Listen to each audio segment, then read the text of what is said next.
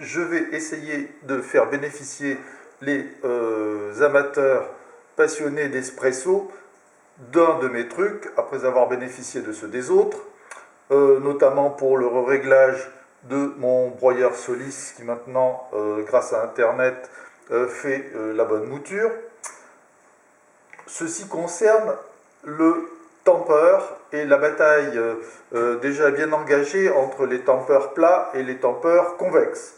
Alors ceci devrait, in fine, vous permettre de ne pas avoir à appuyer de 15 à 20 kg de pression sur votre panier. Alors le matériel, c'est une Silvia Rancilio avec un panier qui est un panier La Marzocco monotasse, qui est bien mieux que le panier d'origine Rancilio monotasse. Vous voyez qu'il a un épaulement. Cet épaulement va nous être utile. Donc, je mets la mouture en place. Et une fois la mouture en place, ce que je vais faire remplace la manœuvre de Staub qui consistait à aller aux quatre coins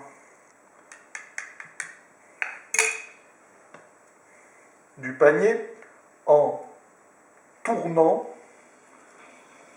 avec le tamper d'origine de chez Rancilio qui se révèle extrêmement pratique pour ce faire, beaucoup plus pratique que mon ancien tamper plat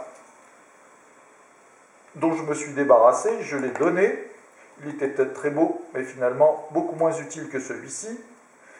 Ceci ressemble à un geste qui avait plus ou moins déjà été identifié par des Américains qui avaient appelé ça nutting. Voilà, le café a été rassemblé dans le geste au centre, un tout petit peu de pression avec le petit côté du tamper, et maintenant on passe à l'expression. Alors,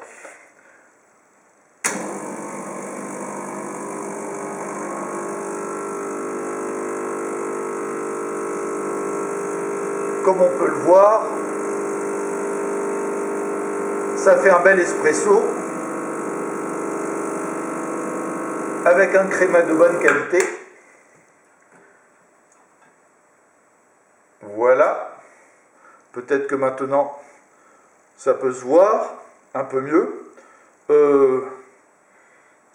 Excellent aussi, aussi bien à l'odeur, je ne peux que vous souhaiter d'en faire autant, en tout cas de bénéficier de ce geste qui me paraît à moi utile et évite de se fatiguer quand on fait un espresso. À votre santé.